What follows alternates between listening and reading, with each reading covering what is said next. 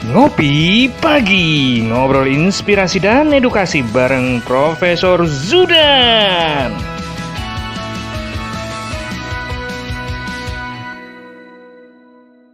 Assalamualaikum. Wah, ini karena pakai kopiah jadi mesti Waalaikumsalam pakai warahmatullahi assalamualaikum. wabarakatuh. Salam bahagia kerabat desa Indonesia. Selamat pagi, luar biasa.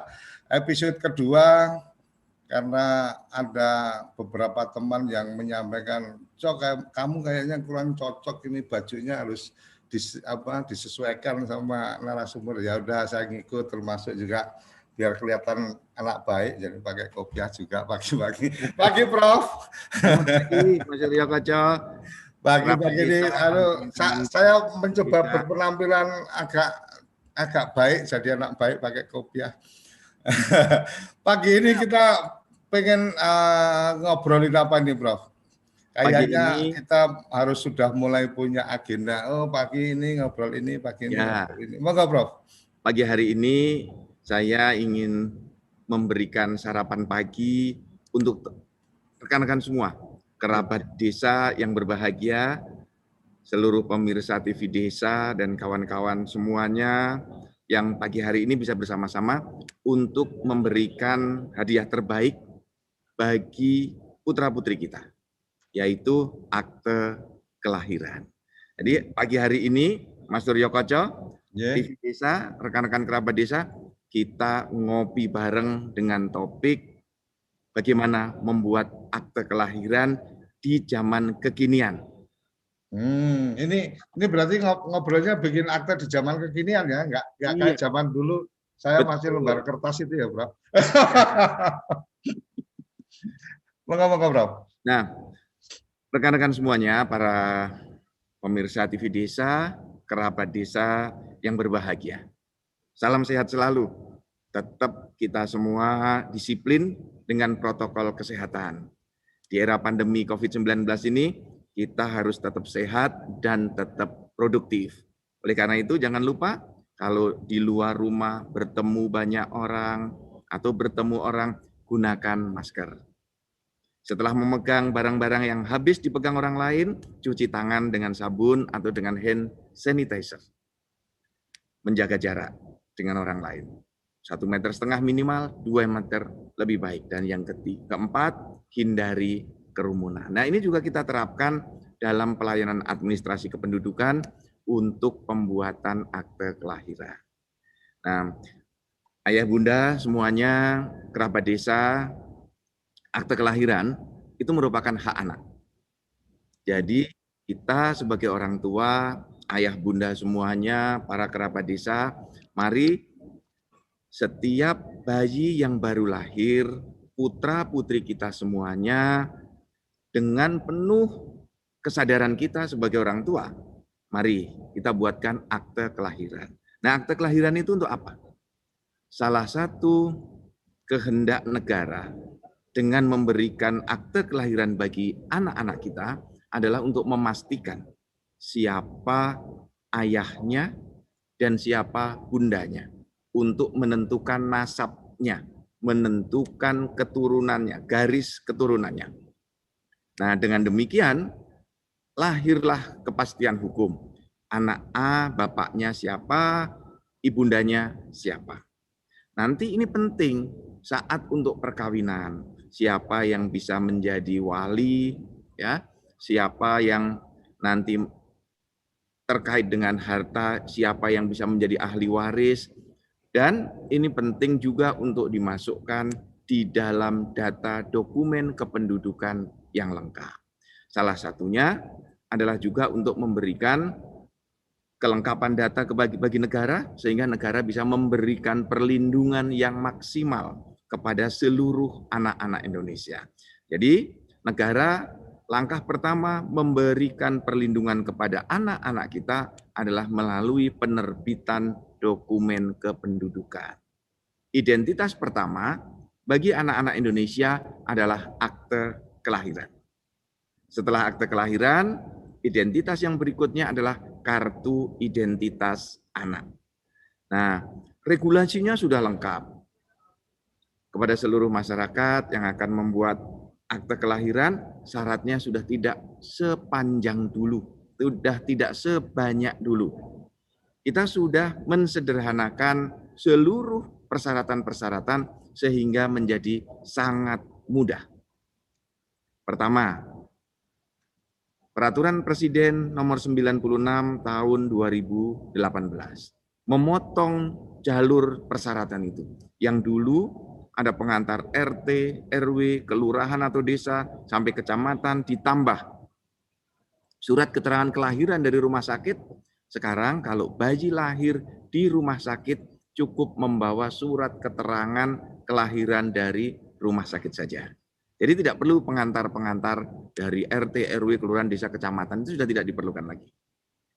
Kemudian KTP kedua orang tuanya, tentu ini perlu KTP. Karena identitas kedua orang tuanya adalah KTP. Kemudian yang ketiga, nah ini yang penting bagi ayah bunda semuanya. Putra-putri kita harus masuk di dalam kartu keluarga. Nah, oleh karena itu, sekaligus membuat akta kelahiran, sekaligus memasukkan putra-putri kita ke dalam kartu keluarga. Nah, di dalam kartu keluarga akan diberikan NIK, nomor induk kependudukan. Tetapi Bapak dan Ibu tidak perlu pusing-pusing, oh buat NIK-nya bagaimana? Buat kakaknya bagaimana? Tidak perlu pusing-pusing. Sekarang mudah, datang saja ke Dinas Dukcapil, lapor, saya mau membuatkan akte kelahiran untuk anak saya, ini KTP saya kedua orang tua, ayah dan bundanya, kemudian ini surat keterangan kelahiran dari rumah sakit. Kalau sudah punya buku nikah, disertakan buku nikahnya untuk mengecek nama ayah dan bundanya. Nah, kalau belum punya buku nikah, tetapi status suami istrinya sudah kawin, nanti dituliskan di dalam kartu keluarganya. Nah, Dinas Dukcapil akan membantu penuh seperti ini. Tidak perlu khawatir, yang surat nikahnya belum punya, nanti membuat SPTJM dengan diketahui 2 orang saksi. SPTJM itu apa? SPTJM adalah alat bukti dari kedua orang tua untuk menentukan atau menyatakan hubungan perkawinannya. Karena di Indonesia banyak warga masyarakat yang sudah menikah tetapi belum dicatatkan di KUA atau dicatatkan di Dukcapil. Maka di dalam Permendagri, Peraturan Menteri Dalam Negeri nomor 109, itu sudah diatur dokumen dengan SPTJM. Kira-kira pengantarnya seperti itu, Mas Suryo. Yang tadi disampaikan tentang akta, berarti kan ada satu proses di mana nggak sepanjang dulu. Kemudian pertanyaannya tadi kan ada, kalau lahir di rumah sakit, kemudian pengantar dari rumah sakit, itu harus dibawa ke Dukcapil atau gimana, Bro? Ya. Atau kenapa tidak kemudian langsung dari rumah sakit ketika online dia bisa mengajukan kemudian tinggal di approve aja, tambah nggak perlu ketemu orang lagi tuh, Bro. Betul, ini pertanyaan yang bagus sekali. Jadi kita sudah memiliki 2 cara di dalam mengurus. Bisa diurus langsung dari rumah sakitnya yang disebut dengan lahir langsung dapat akta. Jadi dari rumah sakit sudah banyak ini yang kerjasama dengan Dukcapil. Tetapi saya tadi juga menyampaikan kalau rumah sakitnya belum kerjasama dengan Dukcapil kan masih ada itu, Mas Suryo Koco. Nah itu masyarakat harus membawa sendiri. Tetapi berbagai daerah sekarang sudah kerjasama dengan tempat-tempat kelahiran seperti puskesmas, rumah klinik, bidan, rumah bersalin, rumah sakit, itu sudah banyak sekali yang kerjasama. Nah jadi masyarakat yang tidak mau repot, nanti pulang dari rumah sakit, aktanya sudah jadi, lihat dulu rumah sakit yang sudah kerjasama dengan Dukcapil. Ini nilai tambah bagi rumah sakit. Ada penggunaan aplikasi tertentu mungkin untuk yang akan jadi mitra, Prof? Nah, yang jadi mitra tinggal menghubungi Dinas Dukcapil saja, Mas. Nanti dibuat perjanjian kerjasama. Nah, Dinas Dukcapil setempat sudah sangat berpengalaman terkait dengan hal-hal ini. Ini sudah kan proaktif dari teman-teman penyedia layanan kelahiran dan seterusnya, ini kan menjadi bagian yang sangat membantu juga dalam proses pencatatan ketika kemudian orang tua tidak perlu repot kemana ke Dukcapil dan seterusnya. Kadang-kadang urusannya bukan di repotnya, tapi kadang-kadang lebih ke kelupaan gitu kan, karena keasikan ya kan punya baby, akhirnya sibuk dengan itu, tahu-tahu iya ini belum diinikan kan gitu. Iya, Kira-kira gitu. banyak sekali kejadian seperti itu, Mas Iya. Surya Koco. Ya, jadi kalau kita ini kan seneng punya baby, kemudian selamatan, syukuran, tiba-tiba sudah Ya. bekerja, tahu-tahu anaknya sudah masuk TK, baru akte kelahiran mana gitu kan, baru Aja belum nabrak-nabrak, diurus. iya, baru nabrak-nabrak ngurus datang ke Dukcapil, tolong besok sudah mau daftar sekolah gitu. Nah, oleh karena itu ayah bunda, kerabat desa semuanya, ketika bayi baru lahir langsung diurus aktanya. Memang ada daerah-daerah tertentu, Mas, itu yang menunggu beberapa hari karena ada adatnya. Nunggu setelah Hmm. sepekan, nunggu setelah 40 hari, ya enggak apa-apa. Yang adat itu kita hormati, tetapi pesan saya jangan lupa diurus segera. Karena itu hak putra-putri kita, hak anak-anak kita, dan itu hadiah dari orang tua melalui negara dibuatkan dokumen untuk legalitas bagi bayi kita. Nah, di dalam mengurus ini tidak dipungut biaya, gratis. Dukcapil sudah menganggarkan melalui APBN dan APBD untuk pembuatan semua dokumen kependudukan. Tetapi kalau ada rumah sakit yang memasang tarif untuk administrasi di rumah sakit, di bidan itu boleh saja sebagai ongkos pengurusan transportasi di mereka. Ya, itu dibolehkan, tetapi itu bukan untuk Dukcapil. Nah, tapi kami berharap di rumah sakit juga, klinik-klinik, puskesmas juga tidak memungut biaya, karena itu bagian dari services, bagian dari pelayanan untuk memberi nilai tambah bagi rumah sakit, klinik, dan puskesmas itu. Oke, Prof, bicara tentang akta, kemudian hari ini menurut saya ada sesuatu yang luar biasa ketika secara kebijakan, maka ketika seorang anak lahir atau bayi lahir, dia akan mendapatkan nomor induk kependudukan yang itu tidak akan pernah berubah sampai dia meninggal. Atau bagaimana, Bro? Kalau kemarin yang sempat kita obrolkan kan salah satunya dulu itu nomor induk kependudukan kan 6 digit pertama itu menunjukkan lokasi kita tinggal. Kalau sekarang kan sudah enggak. Artinya nomor induk kependudukan pada saat pendaftaran akte ini itu yang akan terus melekat di di anak tersebut. Ya, teman-teman semua, Mas Surya Koco, seluruh kerabat desa, tradisi pencatatan bagi bayi yang baru lahir di Indonesia itu sudah memiliki tradisi sejak zaman Belanda. Kita sekarang oleh karena itu di zaman kekinian tidak boleh kalah dengan pendahulu-pendahulu kita di zaman Belanda, itu sudah mencatatkan putra-putrinya yang baru lahir. Akte kelahiran merupakan pencatatan sipil di generasi pertama yang sudah ada sejak zaman Belanda. Hanya zaman dulu belum ada nomor induk kependudukannya. Kita memahami zaman itu yang penting dicatat namanya, ditaruh di kantor pencatatan sipil dulu namanya. Nah, sekarang dengan menuju era single identity number, satu penduduk hanya memiliki satu nomor identitas. Kalau nama di Indonesia banyak yang sama. Ya. Nama Bambang, Budi, Setiawan, Wahyu, Endang, Hasan, ya. Yudan sedikit loh, Prof. Nama Yudan sedikit, saya udah sedih. lanjut, Prof. Terus, nah yang tradisi ini kemudian di berbagai negara juga dikembangkan dengan satu nomor. Di Jepang mengembangkan My Number, di Amerika Social Security Number, ya, di Malaysia mengembangkan MyKid dan MyCard dengan satu nomor juga. Nah, Indonesia mengembangkan dengan prinsip pendekatan satu NIK. Nah, NIK ini dibuat pertama kali di tempat yang bersangkutan, ya, mengurus dokumen kependudukan untuk masuk di dalam kartu keluarga. Pertama kali di sana. Disitulah kemudian yang bersangkutan memiliki alamat. Jadi NIK pertama kali dibuat ya dengan asas domisili di mana dia mau tinggal, disitulah dibuatkan nomor induk kependudukan.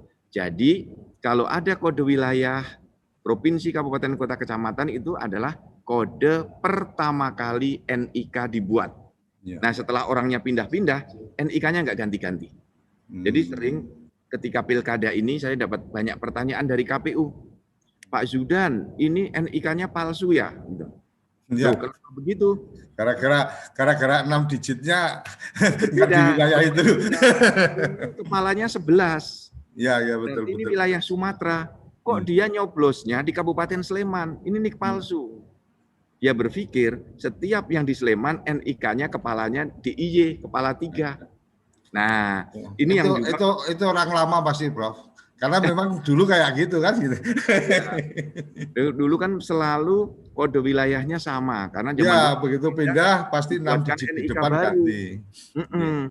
Nah, sekarang dengan kita sudah dibuat sistem digitalisasi, maka bayi yang baru lahir di Sleman sudah masuk di NIK, besok berobat di Surabaya, ketik NIK-nya sudah sama. Karena sekarang kita sudah terhubung, terkoneksi di seluruh Indonesia. Jadi kalau saya ketik namanya Mas Suryo Koco Suryo Putro misalnya. Nah, kita ketik sudah keluar namanya. Diketik di Jogja sama, diketik di Medan sama, diketik di Madiun sama, diketik di Lok Sumawi sama. Seperti itu. Itulah era single identity number. Itulah yang saya sebut dengan era kekinian. Nah, ini mulai dibangun dari tradisi panjang di Indonesia secara bertahap sejak tahun 2004 dengan nama SIAK, Sistem Informasi Administrasi Kependudukan. Jadi sekarang terkoneksi NIK, kartu keluarga, akte kelahiran, dan kartu identitas anak. Jadi kerabat desa tidak perlu pusing-pusing, tidak perlu merasa rumit, bisa pelayanannya nanti datang di kecamatan, bisa rekan-rekan semuanya datang di Dinas Dukcapil secara langsung atau mengurus secara online. Jadi sekarang sudah banyak ruang-ruang kemudahan-kemudahan untuk mengurus. Ada pertanyaan bagi saya. Saya kemarin, Mas, ada yang mengkritik saya. Keras itu kritiknya. Pak Zudan tidak melihat realitas. Indonesia belum siap online, belum siap digital. Katanya, apa masalahnya? Itu tidak semua masyarakat kita punya handphone, punya laptop. Bagaimana mungkin bisa mengurus secara online? Bagaimana bisa mengurus secara daring? Saya beritahu, Dukcapil itu bergerak secara bertahap. Sambil kita memberikan pelayanan online, pelayanan yang manual juga terus boleh. Jadi yang belum bisa online, silahkan datang langsung ke Dinas Dukcapil. Nah, jadi harus ke Dukcapil ya Pak? Iya. Nah, karena layanannya ingin yang manual, jadi datang menyerahkan sendiri, kemudian menunggu. Kalau yang online, kan lewat Android-nya bisa, lewat laptopnya bisa, dokumennya di-upload lewat internetnya bisa. Setelah itu dokumennya dikirim ke rumah pemohon dan dicetak sendiri oleh pemohonnya. Akte kelahirannya dicetak sendiri. Bisa dari kantornya boleh, bisa dari rumahnya juga boleh. Nah, inilah yang saya sebut membuat akte kelahiran di zaman kekinian. Itu. Kalau online maksudnya bagaimana, Bro? Artinya kalau secara online, taruh kata nih, saya dapat surat sudah dari rumah sakit kalau ini anak lahir lahir tanggal berapa bla bla dan seterusnya. Kemudian saya tidak perlu ke kantor tapi mendaftarkan online itu maksudnya lewat website atau situs mana atau bagaimana? Jadi ada tiap-tiap Dinas Dukcapil, Mas, sudah memiliki aplikasi di Android masing-masing.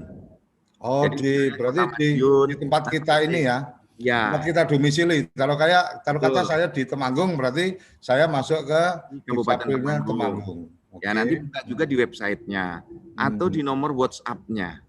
Jadi ada yang menggunakan WhatsApp, ada yang menggunakan website, ada yang menggunakan aplikasi. Nanti dokumennya bisa difoto lewat WhatsApp.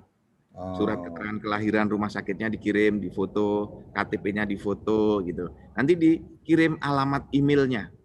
Sehingga dari Dinas Dukcapil bisa mengirim dokumen tadi ya dikirim ke alamat email penduduk. Jadi penduduknya dari rumah saja. Ini kan era pandemi ya Mas ya, yang diminta masyarakat sebanyak mungkin kalau tidak sangat penting di rumah saja.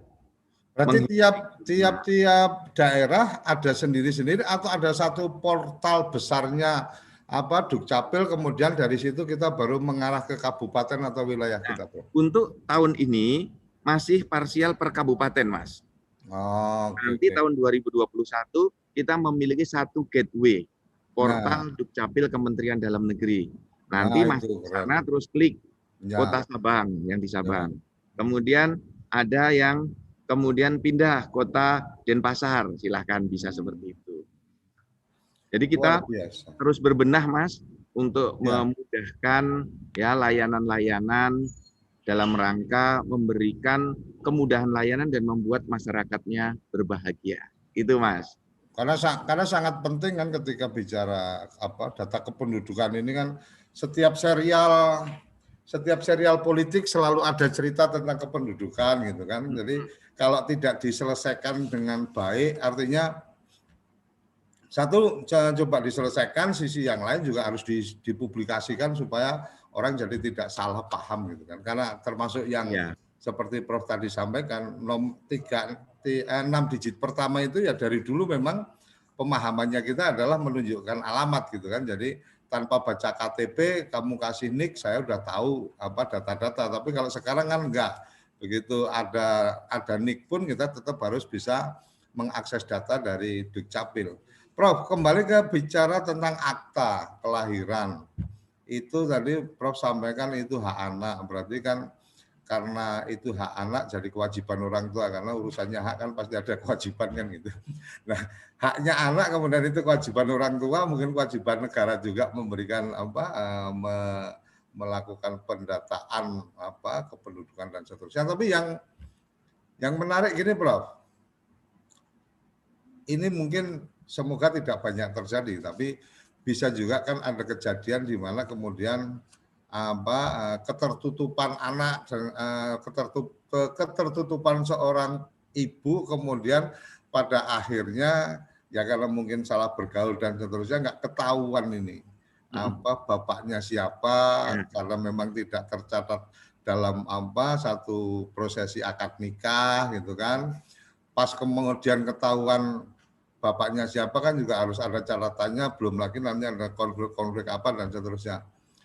Dan dalam catatan yang saya tahu, dalam catatan umpama dokumentasi kita di bank atau apa, itu kan yang selalu ditanyakan kan nama ibunya, nggak pernah nama bapaknya. Jadi kita bapak-bapak itu jangan terlalu bangga bahwa kita punya anak. Enggak, yang punya anak itu ibunya, karena pas di bank aja yang ditanya siapa nama ibu kandung bukan bapak gitu. Jadi bapak itu enggak dihitung kan gitu, Bro.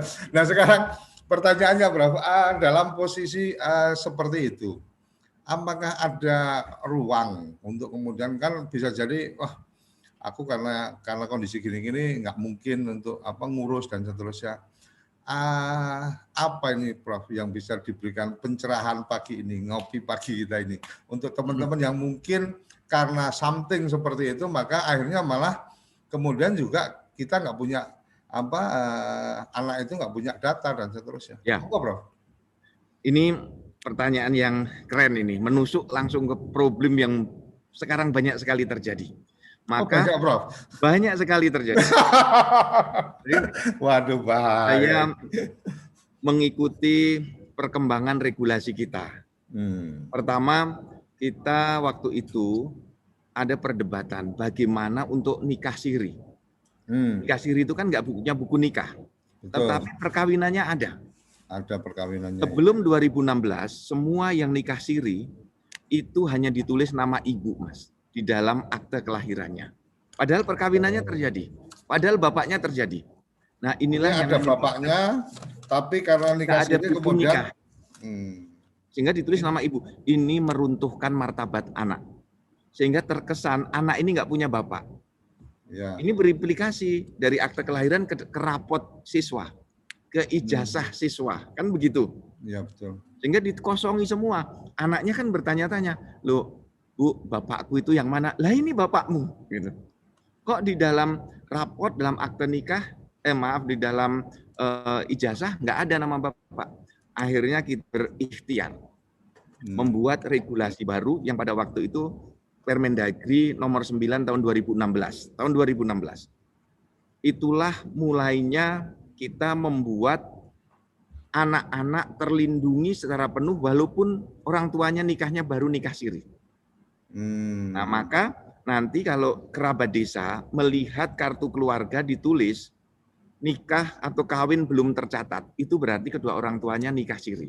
Tetapi nikahnya sudah sah. Jadi artinya di kantor Prof Zudan tercatatnya sebagai nikah belum tercatat. Belum tercatat ya. Di Indonesia itu ada 3 kategori nikah. Satu, nikah sudah tercatat. Ya. Yang kedua, nikah belum tercatat. Dan yang ketiga, kaitannya dengan anak, tidak menikah tapi punya anak. Itu ada di dokumentasi datanya. Iya, ini ada opsi itu, ada 3 opsi itu. Ya, jadi ini berimplikasi di dalam akte kelahirannya. Nah, tugas negara adalah memuliakan anak, menjaga martabat anak. Maka dengan Permendagri 9 tahun 2016 yang kemudian diperbaiki dengan Permendagri 109 2019.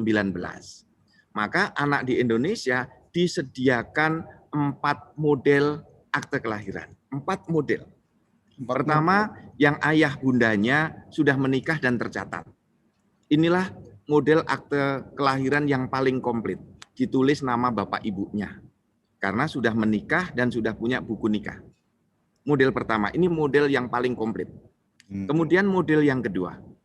Ayah bundanya ada. Sudah menikah tetapi belum dicatat. Juga diterbitkan akte kelahiran bagi putra-putri itu dengan nama ayah bundanya. Tetapi di bawahnya ditulis di akte kelahirannya bahwa kedua orang tuanya belum nikah, belum tercatat. Nah, ini nanti yang tugas negara melakukan isbat nikah. Jadi nanti dilakukan belum tercatat. Itu nanti ada agenda untuk kemudian dicatat aja gitu kan yang penting. Nanti dicatatkan, yuk kita programkan ini seperti yang beberapa waktu yang lalu Kabupaten Jember itu mengisbat nikahkan selama 3 tahun kurang lebih 7.000 pasangan, Mas. Ini menarik ini di kerabat desa perlu karena memang mungkin pada saat mereka menikah itu salah satunya adalah faktor ternyata perlu biaya ini akhirnya kemudian udahlah yang penting sah aja menurut agama sudah sah, ini masalah negara tinggal dicatatkan belakangan kan gitu. Ada yang berpandangan seperti itu, Mas. Juga ada tradisi-tradisi di berbagai masyarakat, sudahlah ini sudah sah kok, ya sudah nggak apa-apa gitu.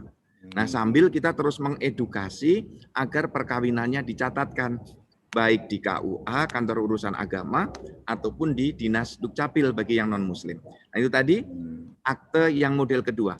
Kemudian akte yang model ketiga. Nah, ini mudah-mudahan ini tidak terjadi di masyarakat kita, yaitu akte yang hanya ditulis nama ibu saja. Karena anaknya lahir di luar perkawinan.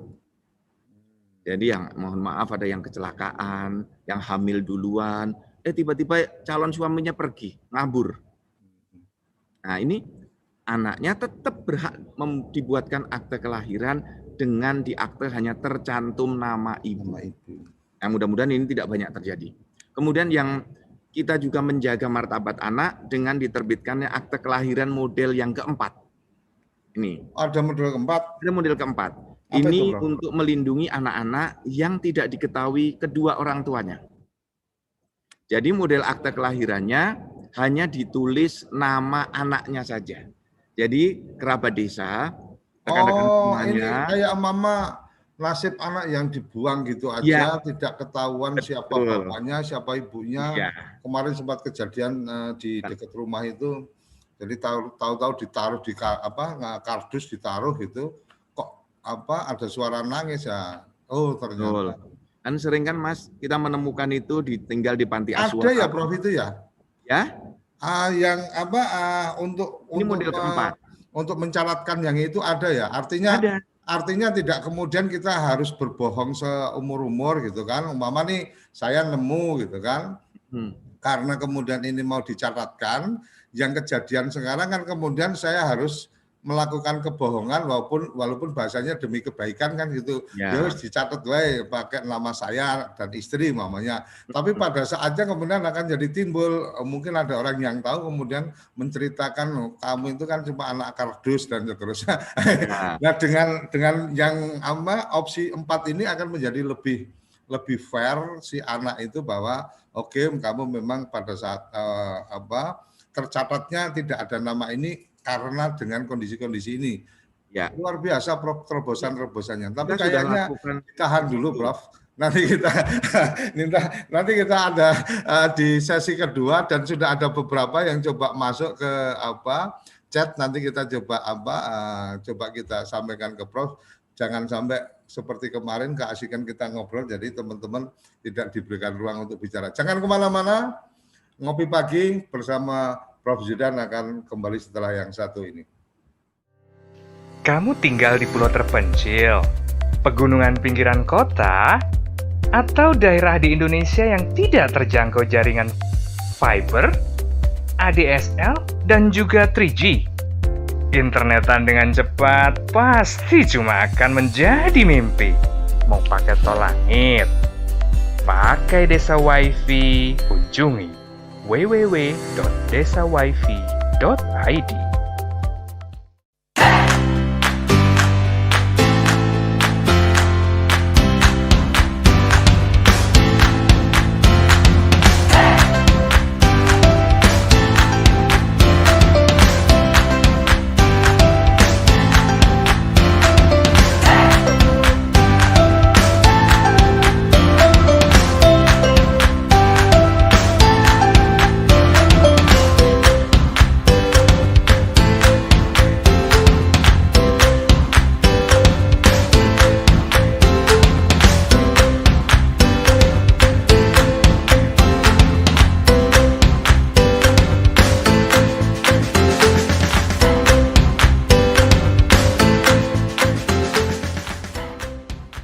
Toko IG.id, toko Instagramnya orang Indonesia.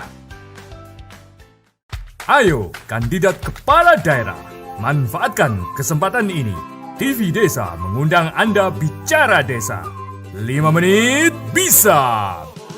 Bicara Desa, sebuah program tayangan monolog, konsep membangun dari desa, dari kandidat untuk masyarakat. 5 menit bisa. Bicara Desa. Hanya di TV Desa.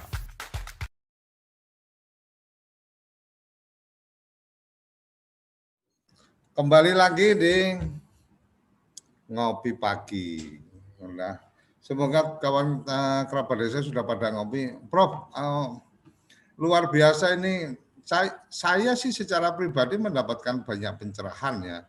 Oh, ternyata ada 4 pencatatan itu yang kita saya belum pernah kebayang. Saya hanya membayangkan waktu itu karena memang harus dicatatkan ada emak sama bapaknya, maka ada beberapa case, maka kita harus membuat kebohongan seumur hidup gitu kan. Menjaga kebohongan itu kan harus dengan kebohongan yang lain kan gitu.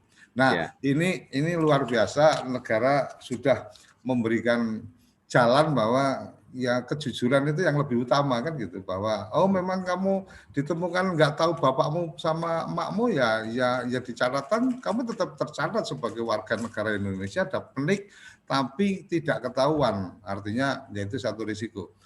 Prof, ini mungkin kita masuk ke pertanyaan ada menarik ini dari Mas Sastro Koco. Wih, Sastro Koco berarti koncone Suryo Koco.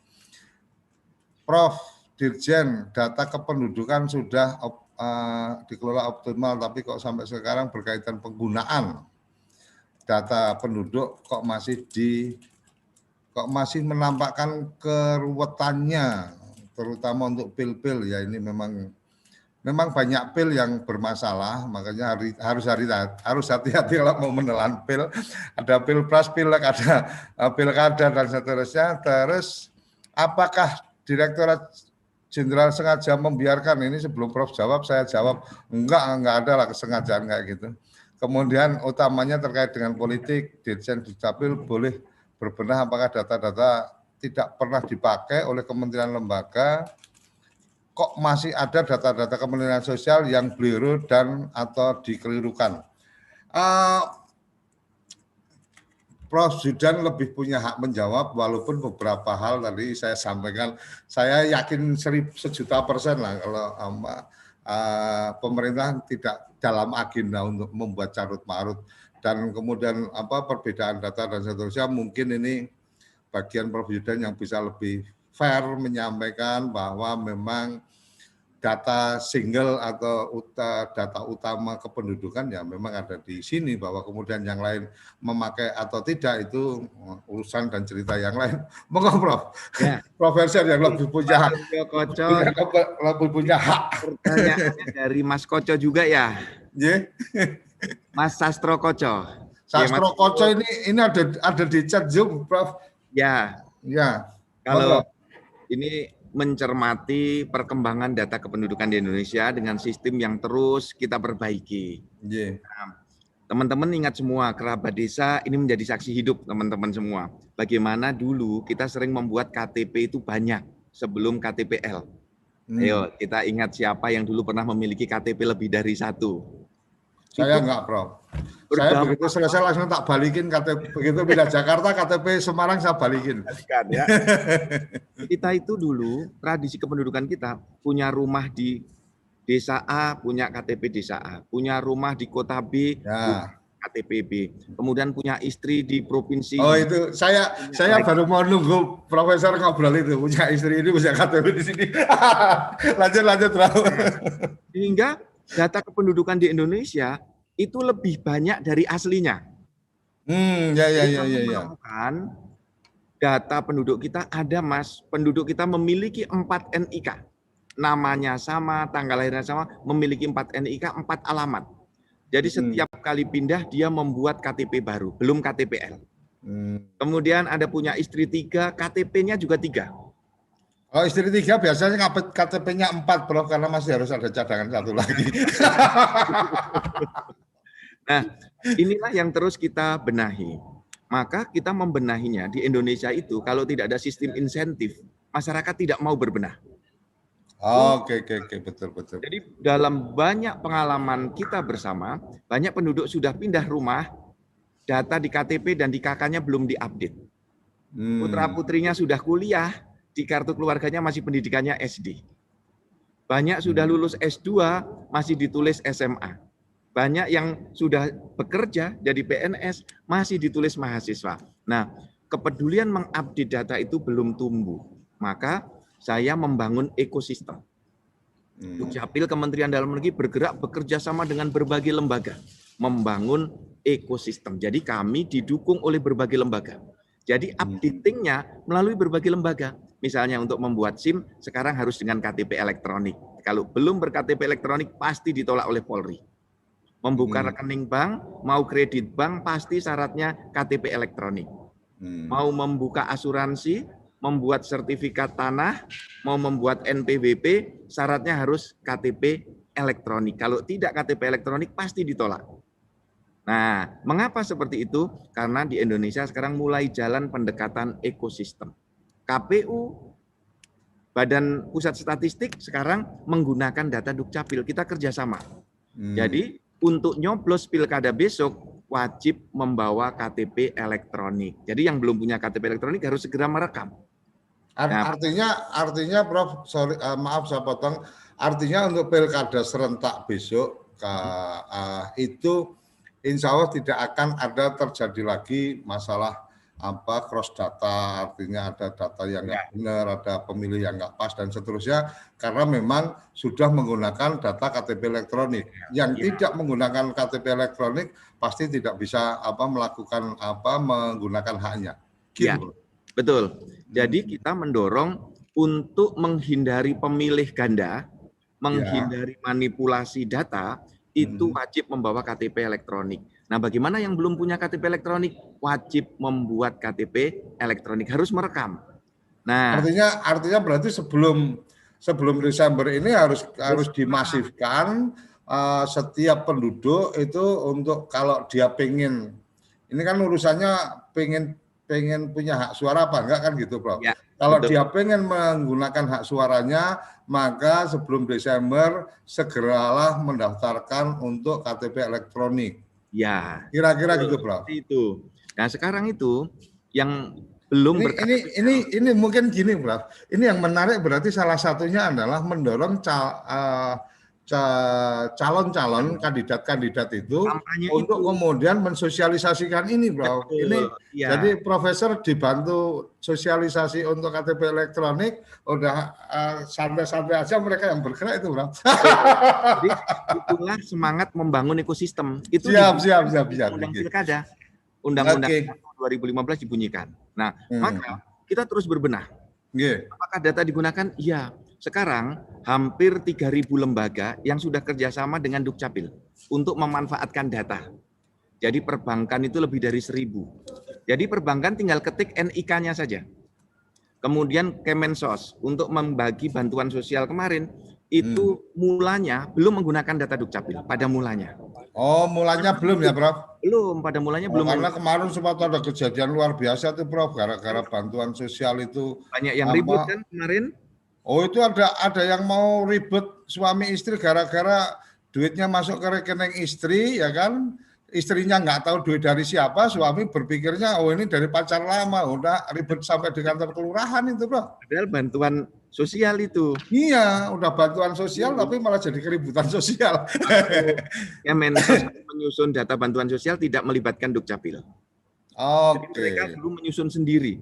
Jadi di Indonesia dulu Kementerian Pertanian, Kementerian Agama, Kementerian Pendidikan, itu kan ada bantuan pupuk di Kementan, ada bantuan beasiswa di Kementerian Pendidikan, Kartu Indonesia Pintar, BPJS, bagian dari jaminan sosial, dulu menyusun data sendiri, tidak ada NIK-nya. Nah, setelah Kalau sekarang udah firm ya, Prof? sekarang firm hanya yang punya NIK yang dilayani terlebih dahulu. Oke. Nah, Prof, ini ada yang menarik ini, Prof. Mm-mm. Mungkin dari Widya Susanti. Prof, di mana kami bisa mempelajari 4 konsep akte lahir seperti yang sudah Prof sampaikan. Oh ya. Terima kasih. Oh, luar biasa ini. Oh, jangan-jangan ini baru pertama kali ini Bapak terpublish tentang 4 konsep ini, Prof. Ya. Luar biasa ini TV Desa dapat kesempatan hebat ini. Silakan, Prof. Mbak Widya Susanti, terima kasih pertanyaannya, juga Mas Suryo Koco. Ini ada yang menarik. Apakah Dukcapil penggunaan data yang berkaitan dengan NIK? Oke banget, tapi penggunaan data untuk pil ke pil? Ya. Nah, Tadi saya sudah bacakan tadi, Prof. Enggak mungkin lah kalau Prof tidak ada dalam agenda bikin carut marut kan gitu. curangkan, tidak ada. Justru data DPT, data pemilih tetap semakin lama semakin baik. Kami kan mendampingi KPU sejak 2014. Itu kelihatan. DPT yang dulu nggak ada NIK-nya, yang ganda-ganda sudah mulai kita bersihkan. Terus kita perbaikan. Kekurangannya masih ada nggak? Tentu saja masih ada. Kekurangan selalu ada. Karena ada penduduk yang meninggal setelah DPT ditetapkan, itu kan nggak dilaporkan. Sehingga kesannya orangnya sudah meninggal tapi masih memiliki hak pilih. Karena belum dilaporkan. Kan DPT ditetapkan 1 bulan sebelum pencoblosan. Kira-kira waktunya... Oh, masih ada tenggat waktu yang memungkinkan ada orang mati kan, kasarnya kan gitu, Bro. Orang pindah, karena di Indonesia orang berpindah per hari lebih dari 10.000 orang. Penduduk kita besar sekali, 268 juta. Nah, Mbak Widya Susanti sekarang, Mas Suryo Koco, Mas Koco siapa tadi? Prof, sebentar saya scroll up. Sastro Koco. Matur nuwun Mas Sastro Koco, nanti kapan-kapan main ke kantor saya di Dukcapil Pasar Minggu, bisa buka bagaimana integrasi data KPU dengan Dukcapil, dengan Badan Pusat Statistik. Bisa ngopi bareng Prof Zudan langsung di kantor. Ya. Kalau yang pengen tahu lebih detail, karena ada bagian-bagian yang menurut saya ini satu keterbukaan yang luar biasa. Masyarakat bisa lebih tahu detail bahwa data kependudukan itu sangat penting, dan teman-teman di Dukcapil itu nggak main-main atau tidak kemudian mempermainkan data-data itu. Kira-kira kan gitu, Bro? Betul. Kemudian Mbak Widya Susanti, kalau ingin mempelajari 4 bentuk akte kelahiran, pertama bisa dibuka Permendagri nomor 9 tahun 2016 gitu. Ya. Kemudian yang sekarang di Permendagri 109 tahun 2019 itu ada cerita-cerita, ada norma-norma, ada regulasi kebijakan negara yang terus berupaya melindungi anak-anak Indonesia, meningkatkan martabat dan memuliakan anak-anak Indonesia. Karena masa depan sebuah negara berawal dari anak-anak. Anak-anaknya tumbuh sehat, tumbuh bahagia, negara akan kuat. Tapi kalau anak-anaknya tumbuh menderita, stunting, tidak ada perlindungan hukum, nah kedepannya juga akan menjadikan masa depan negara kita tidak akan lebih bagus dari sekarang. Jadi awali dulu dari hak-hak anak, kita penuhi dengan baik. Nah, jadi terima kasih banyak ini Mas Suryo Koco dengan TV Desa, kita bisa berdialog pagi, mengedukasi, ngobrol bareng, ya. Ngopi bro, yang penting ngopi bro. Ini Ngopi. kayaknya saya perlu ngangkat muk untuk besok udah ada gambarnya Kemendagri ini. Iya. Cangkirnya saya perlu dapat cangkirnya Kemendagri. Jadi dari sini wah ini masih belum ada labelnya. Iya. Oke Prof. Ini sangat luar biasa ternyata.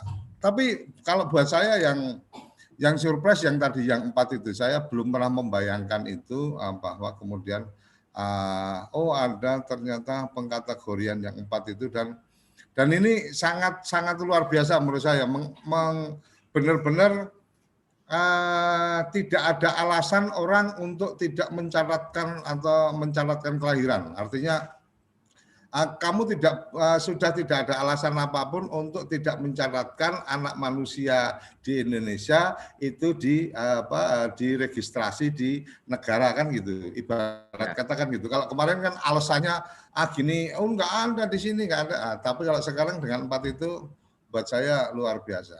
Prof, pada saat mencatatkan, ini yang menarik adalah pada saat mencatatkan itu data apa saja, Prof, yang kemudian dicatatkan atas nama anak itu, Prof? Ya, kalau kita melihat di dalam sistem, Indonesia memiliki namanya SIA, Sistem Informasi Administrasi Kependudukan. Ya. Nah, ada 31 elemen data yang sudah ada di dalam format di SIA itu, 31 elemen data. 31. Ya, nanti bertahap 31 elemen data itu dilengkapi. Karena di tahap awal untuk si anak. Nah, untuk anak pertama nama dirinya. Oke. Kemudian ada NIK, nomor induk kependudukannya yang berlaku seumur hidup. Oke. Kemudian nomor kartu keluarga, karena dia harus berada dalam struktur keluarga. Keluarga, oke. Yang ketiga, alamat. Karena di Indonesia harus punya domisili. Bisa nanti untuk dapat bantuan sosial, untuk nyoblos pileg, pilpres, pilkada, untuk dapat kartu Indonesia Pintar, basisnya adalah domisili, alamat itu. Kemudian nama ayah, kalau ada, karena tadi seperti yang saya sampaikan, ada yang tidak punya ayah. Kemudian nama ibu pasti, karena anak itu pasti ada ibunya. Yang tahu bapaknya siapa itu juga ibu. Nah, ini nggak ada yang lain. Nah, kemudian ada golongan darah. Oh, golongan darah. Pendidikan, pekerjaan. Kalau berarti kalau bayi didaftarkan untuk kemudian mendapatkan akte setidaknya sampai di nama, kemudian dia keluar nih, kemudian masuk dia di nomor kakaknya di mana, alamatnya berarti masuk di orang tuanya, nama ayah, nama ibu dan golongan darah. Setidaknya ini. Minimal itu. Agama sudah dimasukkan pada saat lahir atau belum, Bro? Maaf ini agak nyeleneh pertanyaannya ini. Ini di Indonesia itu yang saya temukan, ya, semua yang beragama itu karena warisan. Jadi kalau orang tuanya Islam, anaknya otomatis ditulis Islam. Anak orang tuanya Kristen, anaknya ditulis Kristen. Kan waktu kita dulu lahir kan nggak bisa memilih agama, Mas. Ditulis ikut orang tuanya, baru kalau ada yang mu'alaf atau pindah agama itu setelah yang bersangkutan menuju dewasa atau sudah dewasa. Karena artinya pada saat pencatatan akte itu juga agama biasa sudah ditulis. Sudah dicatat sesuai dengan agama kedua orang tuanya. Dan pada saat nanti dewasa dia bisa melakukan perubahan sendiri dan seterusnya mengajukan. Boleh. Nah, Prof, kalau kemudian ini mungkin agak bukan menyangkut akte kelahiran, tetapi mungkin data diri ya. Sebentar saya coba. Oh, ada alhamdulillah untuk perangkat layanan administrasi kependudukan termasuk akte kami memprogramkan e-filing. Mohon arahan lebih lanjut. Ini dari Pardi di channel YouTube kita, Prof. Jadi Pak Pardi menyimak dan kemudian menyampaikan e-filing. Luar biasa ini. Kembali ke yang tadi, Prof. Kalau umpama data, perubahan data, terutama khususnya nama nih. Nama ditulisnya orang pada saat nulis orang tua, kemudian mungkin ada satu bisikan-bisikan kemudian merasa bahwa ini namanya terlalu berat dan seterusnya. Ini kan di kampung kan kadang-kadang kayak gitu tuh. Kemudian akhirnya harus diruat lagi atau diganti nama atau ditambah dan seterusnya. Kemudian ada juga yang kemudian setelah menikah terus pengen ditambah nama suaminya dan seterusnya.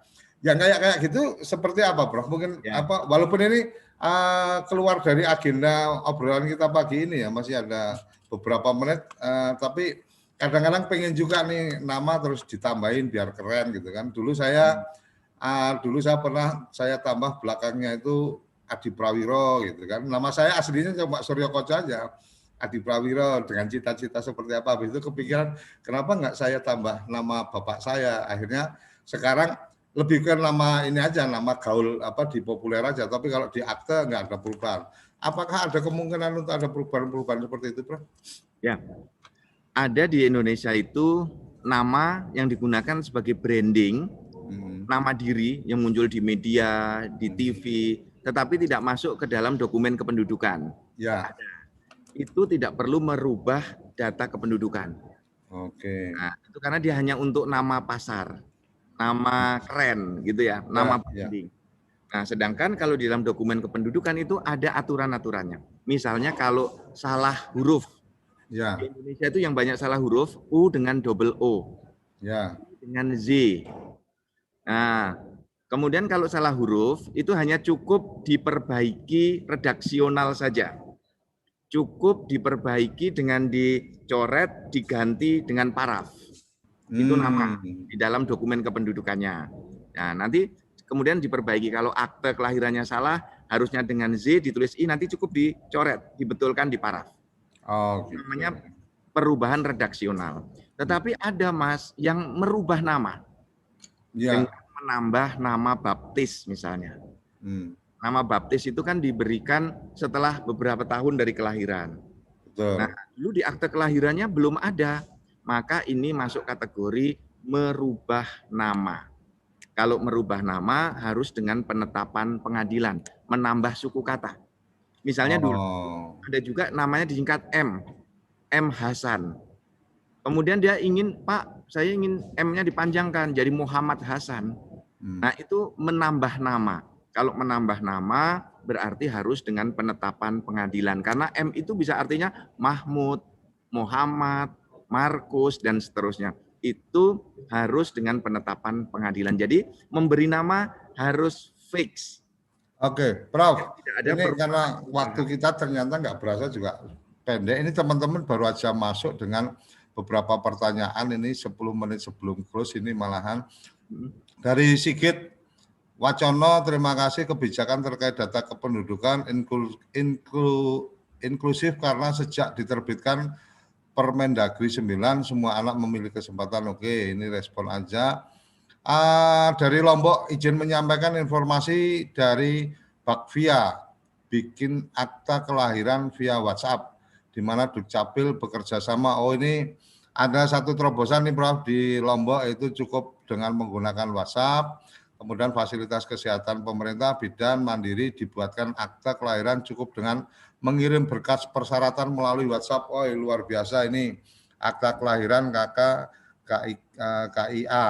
Oke, terima kasih Lombok Timur. Ini luar biasa terobosan. Memang WhatsApp termasuk sosial messenger yang paling banyak dimanfaatkan oleh masyarakat. Jadi dokumen-dokumen juga lebih gampang di situ. Kemudian dari Ririn Amperarini, Prof. Zudan mau tanya bagaimana kita tahu update data di KTP elektronik yang sudah tidak sesuai dengan keadaan sebenarnya, yang mana klien yang menghadap ke kita mau pembiayaan di bank yang statusnya masih single dan di GK masih ikut orang tua, tapi kenyataannya sebenarnya sudah menikah, bla bla bla dan seterusnya.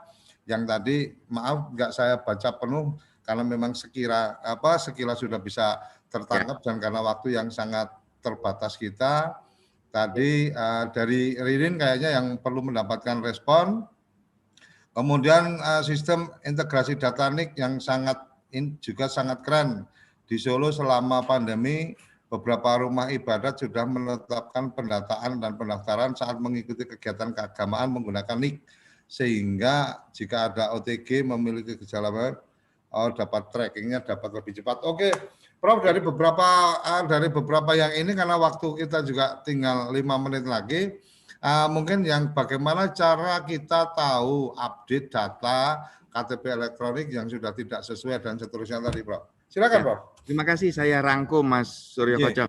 Rekan-rekan semuanya, terima kasih banyak responnya. Pertama, untuk bisa mengetahui updating data, itu kuncinya harus ada kerjasama dengan Dukcapil, sehingga nanti berbagai lembaga diberi password. Perbankan diberi password, KPU diberi password, Bawaslu, kemudian BPS, asuransi, termasuk sekarang pertanyaan Mbak Ririn tadi, notaris. Notaris sekarang sedang memproses kerjasama dengan Dukcapil agar bisa integrasi data. Sehingga notaris bisa ngecek, yang datang ini orang yang benar atau bukan.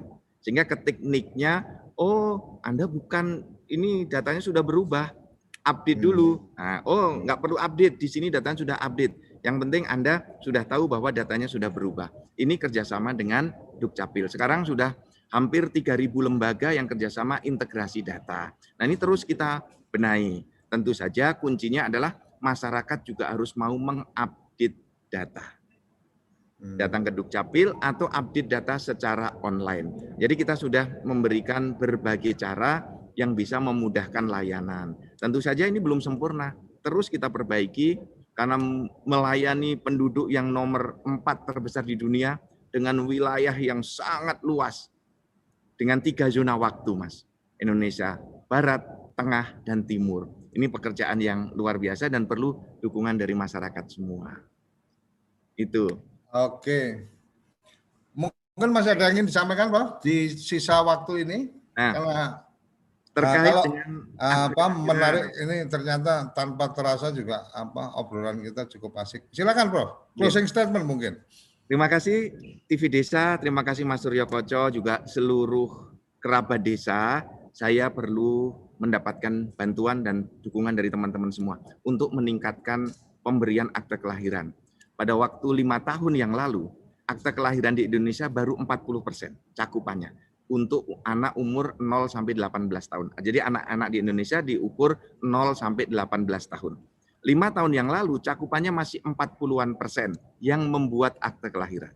Nah, dengan semua upaya pemerintah itu, per hari ini prosentasenya sudah 93%.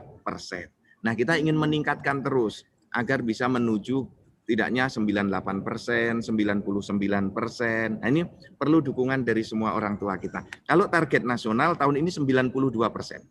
Nah, kita sudah lebih 1%, tetapi kita belum puas. Kita ingin secepatnya memberikan dokumen kepada anak-anak kita berupa akta kelahiran. Nah, itu perlu dukungan dari semua kerabat desa, karena ini yang paling dekat dengan masyarakat.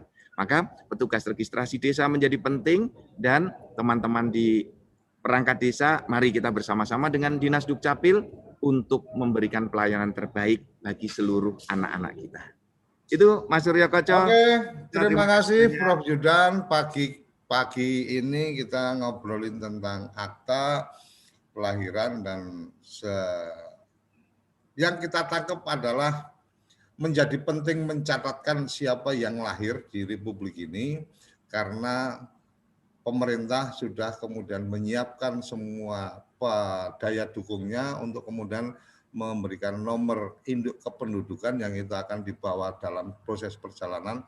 Dan kalau kita ingin bahwa pemerintah memberikan layanan yang terbaik kepada masyarakatnya, maka satu kewajibannya adalah bagaimana kita memberikan data dengan benar, bagaimana kita melakukan updating data-data kependudukan yang ada di kita, sehingga kemudian para pihak yang membutuhkan data itu menjadi tahu posisi terakhir kita seperti apa dan seterusnya, apalagi dukungan dengan kerjasama para sampai 3.000 lembaga sudah dikerjakan. Jadi kerabat desa jangan sungkan-sungkan, kalau ada yang ingin ditanyakan bisa melalui WhatsApp official TV Desa 083 kali 01 31 71 60 untuk nanti bisa kita obrolin di ngopi pagi, atau kemudian juga bisa menghubungi di teman-teman di Dukcapil kemarin 1.500 berapa itu yang ada, nanti kita tambah teksnya. Saya pikir sampai di sini pagi ini, pagi luar biasa. Terima kasih teman-teman, terima kasih Prof. Zudan. Salam bahagia kerabat desa Indonesia.